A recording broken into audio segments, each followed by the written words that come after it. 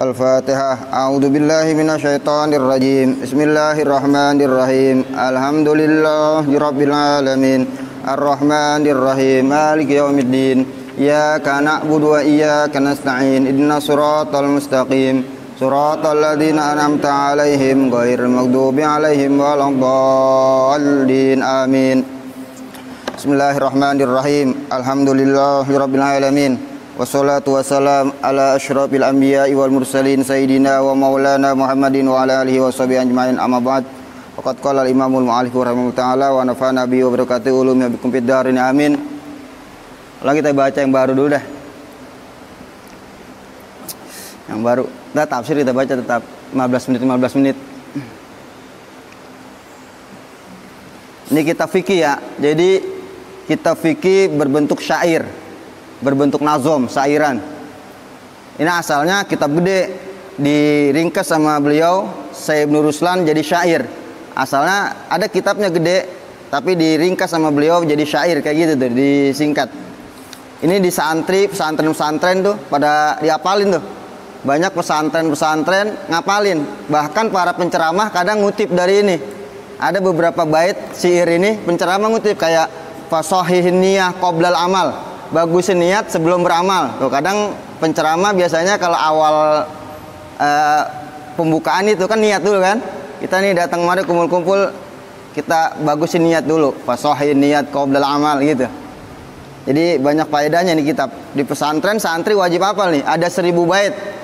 Kurang lebih 1000 bait 80 lah.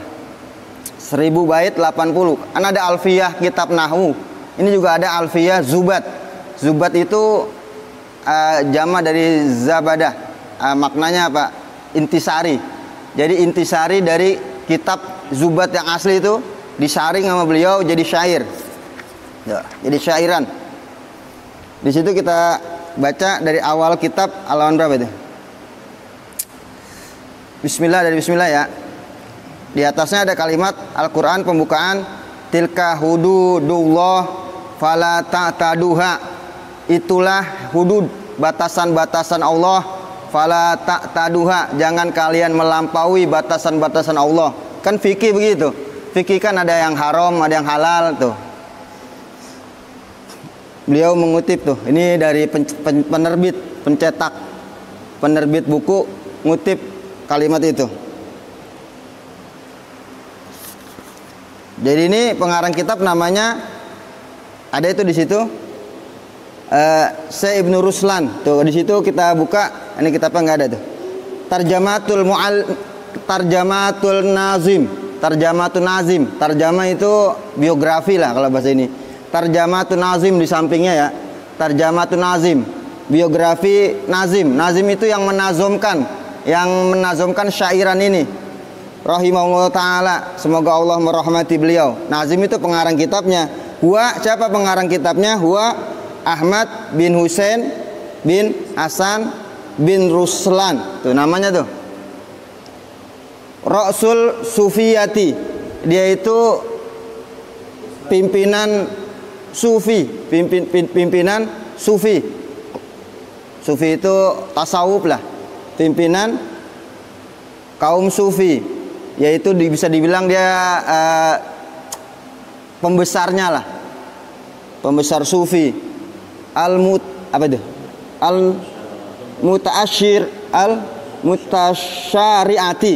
Mutasyariati yang menjalankan syariat fi waqtihi pada waktunya, pada zaman beliau. Fi waqtihi pada zaman beliau. Wulida ya. Wulida beliau dilahirkan di Romalah, kota Romalah, Palestina. Kota Romalah, Palestina. Udah pada kesono belum Palestina? Di Romalah, Palestina. Itu yang lagi rame tuh. Terus sanata salasin tahun sanata tahun salasin 3. Terus apa lagi? Wasabin 70. Wasabi ma'atin. Tuh bahasa Arab gitu tuh. 773 Hijriah. Sekarang tahun berapa sekarang? 1400. 1400 Hijriahnya. Ya kita singkat aja lah, jangan baca itu kepanjangan. Beliau wafat beliau tahun 844. Itu kan lahir ada di situ. Itu namanya aja tadi dikit. Wafatnya tahun 844. Berarti umur beliau berapa tuh? 844 diambil 773. Berapa tuh jago ngitung tuh? 70-an. Bang Nur, 844 diambil 773. Pada jago ngitung semua ini. Ya hitung di rumah ntar umurnya berapa beliau sampai wafat. Beliau ini orang alim, soleh, yang rajin ngaji juga beliau. Umur 10 tahun hafal Al-Quran. Lah percis kayak kita udah ya. 10 tahun hafal Quran 30 juz. Tuh, 10 tahun beliau udah rajin ngaji ke guru-guru, belajar fikih, belajar kitab-kitab nahwu, shorof, segala macam tuh. Itu dia. Nah, dalam ngarang ini juga beliau yang paling unik, beliau ketika ngarang di atas perahu beliau nulis tuh kitab. Udah nulis, udah selesai, itu lembar-lembarannya diceburin di laut. Itu lembarannya kayak kitab Jurumiyah sama. Jadi ditaruh, dibebet pakai batu, diikat, diceburin ke laut. Inkana, apa kata beliau? Allahumma inkana laka fa'azhirhu. Ya Allah, jika ini kitab ini yang saya tulis laka, ikhlas karenamu, semata-mata karena Allah, karenamu, fa'azhirhu, maka tampakkanlah, tongolin ini kitab. Abis nulis ceburin aja tuh. Abis nulis diceburin. Itu kalau kita pakai logika, pakai batu, nyelam nggak? Tenggelam. Ternyata itu kitab nggak tenggelam, ngambang, nganyut sampai pinggir laut. Pinggir laut banyak orang nebar lah, banyak orang jala. Itu orang jala ada yang kena tuh. Buah apaan ini isinya? Masya Allah. Ditemuin ternyata apa tuh? Ini tulisan agama mulu ini. Kebetulan yang nebar itu tukang ngaji juga, bawa ke kiai ya. Nah, itu kitab dibawa ke kiai. Akhirnya kata kiai, wah ini bagus ini kitab bagus isinya. Udah tulis ulang, dicetak tuh. Zaman dulu masih ditulis ulang, percetakan belum ada kali ya. Akhirnya itu kitab ditulis, nyebar sampai sekarang tuh. Jadi yang nyebarin bukan beliau tuh. Itu lah termasuk ikhlas yang ditampakin tuh. Banyak kan ikhlas orang yang nggak nampak, tapi termasuk ikhlas yang model begini, ikhlasnya ditampakin oleh Allah tuh. Ngarang kitabnya nyebarin orang, bukan dia. Jadi itu kitab diceburin aja ke laut. Kalau emang saya ikhlas dalam mengarang, tongolin. Akhirnya itu kitab nyebar, sampai sekarang orang pada baca, di pesantren dibaca tuh. Itu sekelumit dari penulis pengarang kitab Syekh Ibnu Ruslan. Kita nggak perpanjang lebar lah, kita langsung ke inti. Bismillahirrahmanirrahim. Beliau pertama mengarang kitab diawali dengan bismillah. Ulama kan bilang kalau ngebahas bismillah sesuai kitabnya. Ini kitab apa ini? Kitab fikih. Makanya kita bahas bismillah dulu menurut ilmu fikih. Hukum bismillah wajib. Hukum bismillah ada 5. Pertama wajib. Wajib ketika apa wajib? Ketika baca Fatihah. Tuh, dalam sholat. Hukum bismillah ada 5 wajib. 1 wajib ketika apa? Ketika baca Fatihah. Tuh, jangan nggak dibaca bismillahnya. Yang kedua hukumnya sunnah. Sunnah itu pada perkara yang penting. Perkara yang dianggap penting oleh agama. Makan penting. Buat apa? Buat taat, buat ibadah. Minum. Perkara yang dianggap penting dan yang itu perkara bukan perkara hina. Kalau perkara hina kayak nyapu, buang kotoran jangan pakai bismillah, buang sampah mau ngelempar jangan pakai bismillah. Jadi yang disunahkan bismillah pada perkara yang dianggap penting oleh agama dan juga perkara itu bukan perkara hina gitu. Ini buang sampah ngelempar jangan bismillah. Ini buang sampah penting, ya penting tapi hina itu buang sampah. Itu jadi ada catatannya disunahkan bismillah pada perkara yang dianggap penting oleh agama dan juga perkara itu bukan perkara hina gitu. Nyapu kan bersihin kotoran tuh.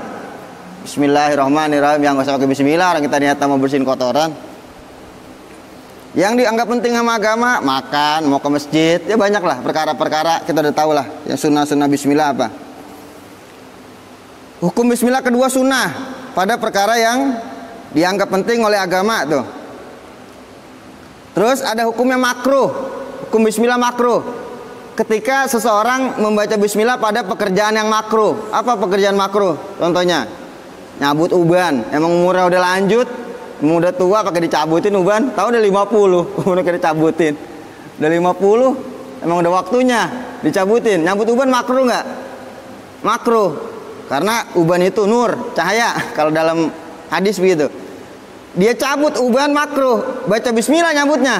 Maka hukum bismillahnya dia kena itu tuh, kena 2 pasal tuh. Pasal dia nyabut hukum nyabut uban yang makruh, baca bismillahnya makruh tuh. Nyabut uban makruh, ditambahin lagi baca bismillah. Baca bismillahnya makruh, nyabut ubannya makruh. 2 kali makruh, kena 2 pasal, makanya kita bilang. Sama kayak perkara hukum yang keempat, haram. Haram baca bismillah apa? Ketika dia mengerjakan perkara yang haram, minum khamar. Mau minum khamar, bismillahirrahmanirrahim. Minum khamar haram, bismillahnya haram tuh.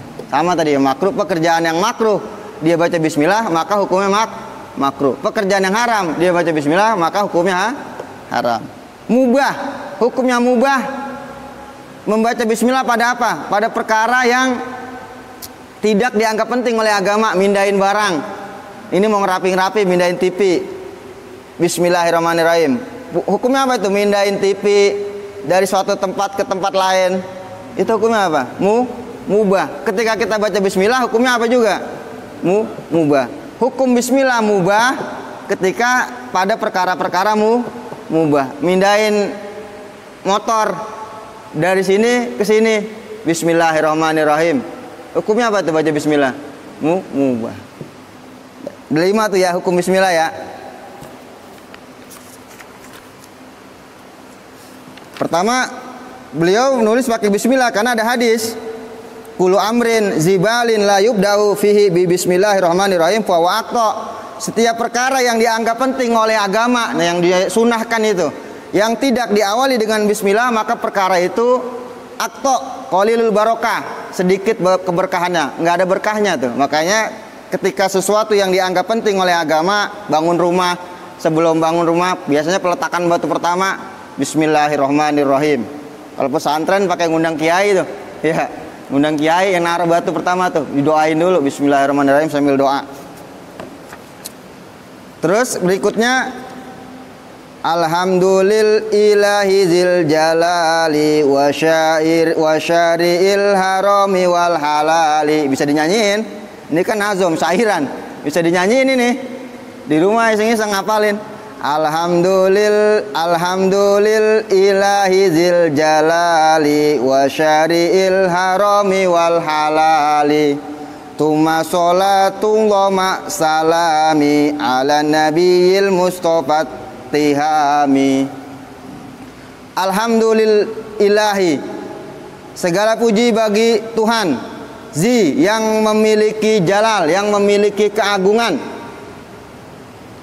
Kalau alhamdulillah hukumnya apa? Hukum alhamdulillah ada 4 juga, sama ada 4 yang ada 5 bedanya. Alhamdulillah pertama hukumnya wajib ketika apa? Ketika khutbah Jumat. Khutbah Jumat wajib ngucapin alhamdulillah. Kalau bismillah nggak wajib, makanya khotib tidak disunahkan baca bismillah, dia langsung aja alhamdulillah. Karena dia zikir mahdho, sama kayak sholat itu zikir mahdho, zikir yang ada khusus, udah tertentu. Jadi nggak disunahin baca bismillah. Mau sholat bismillahirrahmanirrahim, Allah, nggak disunahin. Jadi zikir-zikir yang udah ditentukan itu tidak disunahkan baca bismillah. Kayak orang mau tahlil, Abdul zikri fa'alam anahu bismillahirrahmanirrahim la ilaha illallah, itu nggak disunahin.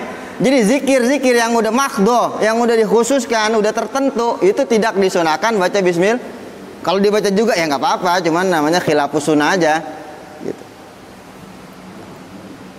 Ya mau tahlil Abdul zikri fa'alam anahu bismillahirrahmanirrahim la ilaha illallah, kan tahlil bagus di bismillah dulu. Katanya setiap perkara penting yang bagus yang diperintahkan oleh agama baca bismillah. Nah, tapi kalau yang zikir itu udah khusus tertentu tidak disunahkan baca bismillah. Karena sholat permulaannya apa? Dengan takbir, maka tidak disunahkan di situ baca bismillah. Jadi hukum alhamdulillah wajib ketika apa? Khutbah Jumat. Sunnah sama tadi kayak bismillah pada perkara yang dianggap penting oleh agama, perkara yang baik. Contohnya habis makan. Habis makan alhamdulillah. Hukumnya apa tuh? Sunnah. Terus apa lagi? Makruh sama tadi. Pada pekerjaan yang nyabut uban habis dicabut dia baca alhamdulillah, uban gua udah kecabut. Itu makruh. Terus apa lagi? Haram baca alhamdulillah ya pada pekerjaan yang haram. Tadi habis minum khamar dia baca alhamdulillah, udah minum khamar 2 botol. Minumnya haram, baca alhamdulillahnya haram. Mubah, ada nggak mubah? Nggak ada. Jadi alhamdulillah tidak ada hukum mubahnya. Hukum alhamdulillah cuma 4, tidak ada hukum mubah. Beda dengan tadi, dengan bismillah. Kalau bismillah ada 5 hukum, ya nggak? Kalau alhamdulillah cuma 4 hukum, mubah nggak ada. Alhamdulillah nggak ada hukum mubahnya. Segala puji bagi Tuhan Zil Jalali yang memiliki sifat keagungan. Sifat keagungan Allah itu wajib kita imanin. Dia tidak terbatas hitungannya, banyak.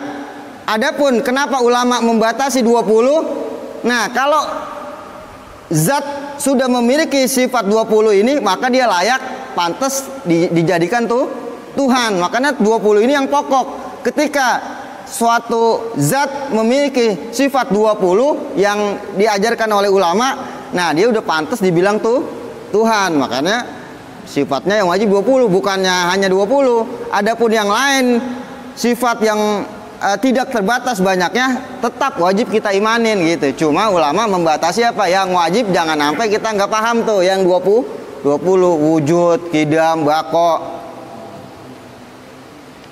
Wasyairil haram wal halal, dan yang telah syar'i, yang telah membuat aturan, mensyariatkan, syariatkan membuat aturan. Al haram pada perkara haram, wal halal dan pada perkara halal. Ini namanya muqaddimah. Biasanya dalam khutbah ya ada bara'atul istihlal. Jadi muqaddimah sesuai sama isinya. Ini ngomongin fikih, maka alhamdulillahnya sesuai dengan fikih. Hukum apa sih fikih? Halal dan haram. Makanya di sini dibahas. Jadi kalau ceramahnya maulid, alhamdulillahnya tentang Nabi pasti gitu ya. Alhamdulillah ba'asa rasulah gitu kan, rasulahu bil huda kan gitu. Kalau tentang kematian ya alhamdulillahnya tentang itu namanya apa tadi? Bara'atul istihlal. Penyesuaian antara muqaddimah dan isi yang bakal dibahas, itu bara'atul istihlal. Dari alhamdulillah aja kita udah paham nih, oh, orang mau ngomongin itu kan nih. Jadi ketika orang ceramah nih, dia mau ngomongin apa udah ketahuan. Dari apa tuh? Dari bara'atul istihlal, dari alhamdulillahnya. Alhamdulillahilladzi ja'alal mauta wal hayat. Misalnya gitu tuh. Berarti mau ngomongin apa tuh dia orang tuh? Mau ngomongin kematian ceramahnya. Alhamdulillahilladzi ja'alana min ummati sayyidina Muhammad, misalnya gitu. Berarti dia mau ngomongin tentang Nabi Muhammad nih. Ini namanya bara'atul istihlal. Summa sholatullah ma salami. Kemudian sholawat Allah ma salami, beserta salamnya, beserta salamku. Kemudian sholatullah, sholawat Allah. Sholawat apa sih? Rahmat kan, rahmat dari Allah. Ma salami, beserta salamku ala nabi, atas nabi. Nabi itu apa nabi? Nabi itu yang membawa berita, tapi beritanya valid. Ada khobar, ada naba. Tuh. Yas'alunaka amma yatasa'alun anin nabail azim. Tuh. Mereka bertanya tentang berita yang besar. Naba. Kalau naba berita yang valid dah, bahasa ininya kerennya valid dah. Yang bahasa yang benar. Apa sih yang dipastikan kebenarannya. Tuh. Itu namanya naba. Jadi nabi itu asal katanya naba, pembawa Berita Nabi yang membawa berita yang valid, yang benar, yang dipastikan kebenarannya. Kalau khobar, dia membawa berita tapi bisa benar, bisa enggak. Dalam bahasa Arab ada dua tuh, berita, ada naba, ada khobar. Kiamat itu berita yang udah pasti benarnya gitu. Itu kata-kata Nabi. Al-Mustafa yang terpilih, Nabi yang terpilih. Al-Mustafa At-Tihami, dari kota, dari kampung Tihami, kampung Tihama. Yang sering baca diba tuh, Dede sering baca diba, yub'asu min Tihama tuh. Kan ada tuh maulid diba, yub'asu min Tihama. Nabi diutus dari kampung Tihama itu apa? Sebuah suatu kampung di kota Mekah. Tuh, Nabi diutus dari kampung Tihama. Tuh. Nabi yang atas Nabi yang terpilih dari kampung Tihama. Muhammadil Hadi, yaitu rupanya Nabi Muhammad Al-Hadi yang memberi petunjuk, Al-Hadi yang memberi petunjuk minat dolali, dari kesesatan. Muhammadin, rupanya Nabi Muhammad, yaitu Nabi Muhammad Al-Hadi yang memberi petunjuk minat dolali, dari kesesatan.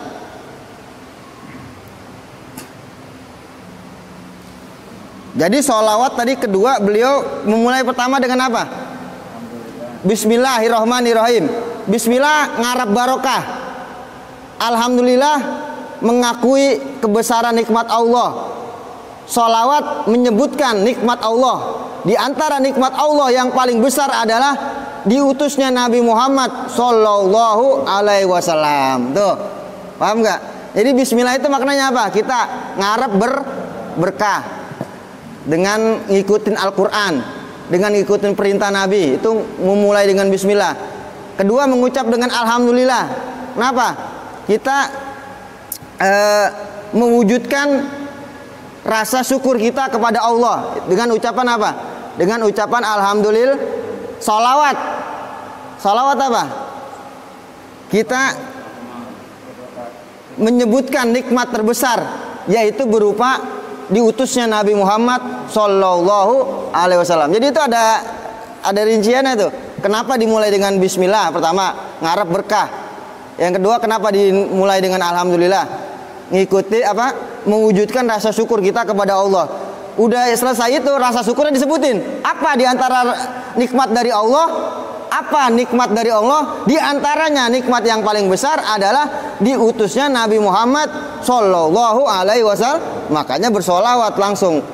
Tuh, itu. Jadi faedah permulaan kita baca Bismillah, alhamdulillah, solawat itu. Muhammad Al-Hadi. Jadi solawat itu wasilah, ya. Wasilatul uzma, wasilah terbesar yang menyampaikan hajat-hajat kita. Doa nggak pakai sholawat, ya kagak jadi. Kulu duain mahbubun hatta yusolla alaih. Kulu duain, setiap doa mahbubun, terhijab, nggak naik. Hatta sehingga yusolla, orang itu bersolawat alai, atasku. Kalau nggak sholawat nggak naik doa. Mandek, kalau bahasa kita apa tuh? Mandek. Muhammadin Al-Hadi, Muhammad yang memberi petunjuk minat dolal, daripada kesesatan. Wa afdoli sohbi, ini atopnya kepada ala Nabi tuh.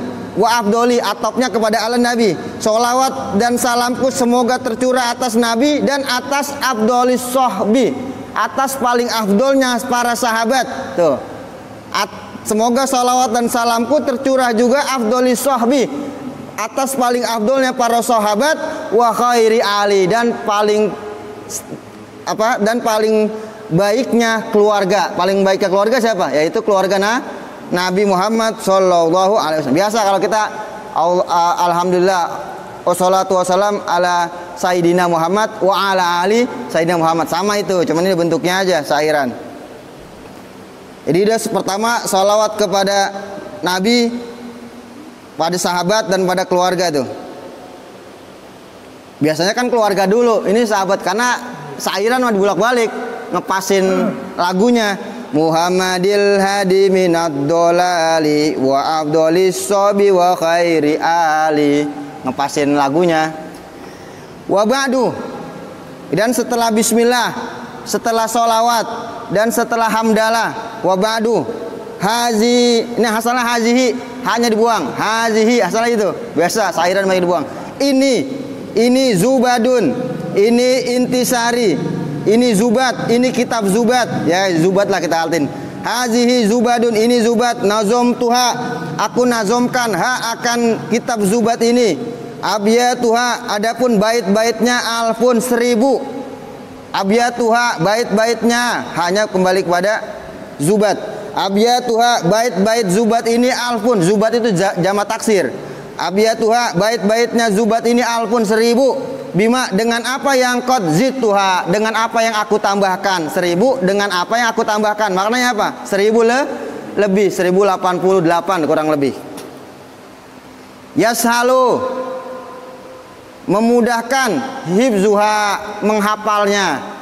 Yashalu hifzuha alal atfali nafiatun limubtadir rijali. Memudahkan hifzuha, menghafalnya alal atfal, atas anak-anak kecil. Nafiatun, dan bermanfaat lil mubtadi, bagi yang baru belajar. Ririjali, bagi orang laki-laki. Rijal orang laki-laki, disebut laki-laki, perempuan masuk di sini. Nafiatun, dan nafiatun, bermanfaat lil mubtadi, bagi pemula. Al rijal, orang-orang laki-laki atau perempuan maksudnya di sini. Memudahkan menghafalnya atas anak kecil. Jadi kitab ini buat anak kecil. Atfal. Kitab ini memudahkan menghafal buat anak kecil. Di Hadramut aja anak kecil ngapalin Safinatun Najah tuh. Kita Safinatun Najah hari gini belum hatam. Ya selalu memudahkan menghafalnya atas anak kecil. Nafiatun, bermanfaat lil mubtadi, untuk yang baru belajar, dirijali, orang laki-laki dan perempuan atau perempuan di sini maksudnya. Takfi, cukuplah. Takfi, cukuplah, mencukupi oleh kitab ini. Takfi failnya hiyahnya kembali kita zubat kitab ini. Takfi, mencukupi kitab ini, ma taufik, bersama taufik. Bersama taufik lil mustaghili, bagi orang yang menyibukkan diri untuk belajar. Lil mustaghil, untuk yang menyibukkan diri belajar ilmu gitu. Ilmu fikih maksudnya di sini. Takfi, mencukupi kitab ini, ma'at taufik, bersama taufik dari Allah, lil mustagil, bagi orang yang mensibukkan belajar ilmu fikih. Kitab ini cukup bersama taufik dari Allah untuk siapa? Untuk orang yang sibuk belajar ilmu fikih. Tuh, paham gitu segitu. Takfi, mencukupi kitab ini, ma'at taufik, bersama taufik dari Allah, lil mustagil, bagi orang yang menyibukkan diri belajar kitab fikih. In fuhimat, karena fuhimat dipahami, wa utbiat, dan diikuti, bil amal, dengan amalan. In, karena fuhimat dipahami kitab ini, wa utbiat, dan diikuti kitab ini, bil amal, dengan amal, amalan-amalan tentang ibadah. Ketika orang tadi kitab ini cukup bersama taufik dari Allah, karena dipahami dari kitab ini, wa utbiat, dan diikuti dari kitab ini, bil amal, dengan amal-amal ibadah dalam menjalankan syariat ibadah yang udah ditentukan gitu. Salat, zakat, ada di kitab ini semua. Hatta jual beli nanti ada di sini, komplit di sini. Fa'mal walau bil usyri zakati takhruj binuril ilmi min zulumati. Fa'mal, beramallah. Kayak kita baca satu kitab doang nih. Fa'mal, beramallah, walau bil usyri, walaupun dengan 1/10. Bil usyri 1/10. Kazakati, seperti zakat. Ada zakat yang wajib dikeluarkan 1/10. Zakat apa? Zakat tanaman-tanaman, padi-padian apabila pengairannya tanpa biaya. Itu 1/10. Kalau dengan biaya beda lagi hukumnya. Ya. Kalau dengan biaya beda. Kalau dengan biaya separohnya. Separoh dari 1/10, 1/5 apa 1/20? 1/10 separohnya berapa? 1/20. Zakat tanaman padi apabila diairin pakai biaya, zakatnya 1/20. Kalau tanpa biaya dengan air hujan atau dengan air kali berapa? 1/10. 1/10. Kalau pecahan begitu, yang makin sedikit makin besar angkanya ya, 1/20 itu separohnya. Makanya saya paling pusing kata guru, ente mau jadi fakih harus belajar pecahan. Uyeng kita dikata gitu tuh. Itu yang kita ngamalin paling berat itu. Waktu belajar faraid, hitung-hitungan kata guru kita begitu. Mau jadi fakih, ente harus belajar pecah-pecahan. Sampai sekarang kita masih puyeng ngitung pecah-pecahan. 1/10 separohnya 1/20 kan gitu. Jadi amalkanlah walaupun sedikit gitu. Yang kita tahu dari perkara sunnah, dari perkara agama, amalkanlah. Kayak zakat tuh, harta kita banyak walaupun 1/10 kita kasih, gitu maknanya. Amalkanlah walau bil usyri, walaupun 1/10 kazakati, seperti zakat. Paham gak tuh? Kita ngerti ini sholat ini bagus, sholat duha bagus, amalin walaupun 2 rakaat. Sama dibandingkannya zakat. Zakat harta kita banyak tuh, walaupun 1/10 kita keluarin tuh, kita kerjain tuh buat kebaikan akhirat kita, gitu. Maknanya gitu. Fa'mal walau bi usyri, beramalah walaupun 1/10 kas zakat, seperti zakat. Zakat apa di sini tadi? Zakat padi-padian, tumbuh-tumbuh, tanaman apa tadi, sawah. Zakat sawah ladang apabila diairin dengan alami, secara alami, gitu. Takhruj, keluar engkau, takhruj fa'ilah engkau, takhruj keluarlah engkau, takhruj jazm, jazm karena jawab dari amr, fa'amal amr. Takhruj fi'il mudhari dijazmkan karena jawab dari amal. Takhruj keluar engkau binuril ilmi, dengan cahaya ilmu, min zulumati, dari kegelapan-kegelapan kebodohan. Tuh. Ilmu yang kita miliki walaupun sedikit kita amalin. Di situ kita dapat cahaya ilmu, takhruj, engkau akan keluar dengan cahaya ilmu itu min zulumat, daripada kegelapan-kegelapan kebodohan. Itu segitu aja, itu satu bait kita pikirin tuh. Apa yang kita tahu tentang kebaikan-kebaikan agama, amalin. Ini buat modal ceramah nih. Fa'mal walau bil usyri kaz zakati. Itu buat modal ceramah tuh. Ente amalin yang ente tahu walaupun sedikit, seperti zakat gitu. Dalam kitab Zubat dikatakan kan gitu. Takhruj, nanti akan keluar dari diri kita dengan berkat cahaya ilmu yang kita amalkan, apa itu? Kegelapan tuh. Ini kita dianjurin buat ngamalin ilmu. Dan orang alim dapat lagi anjuran, fa'alimun bi ilmihi lam ya'malan mu'azzabun min qabli ubadul wasana. Fa'alimun, maka orang alim, adapun orang alim bi ilmihi, dengan ilmunya, lam ya'malan, dia tidak mengamalkan, mu'azzabun, disiksa, min qabli, sebelum ubadil wasan, sebelum penyembah berhala.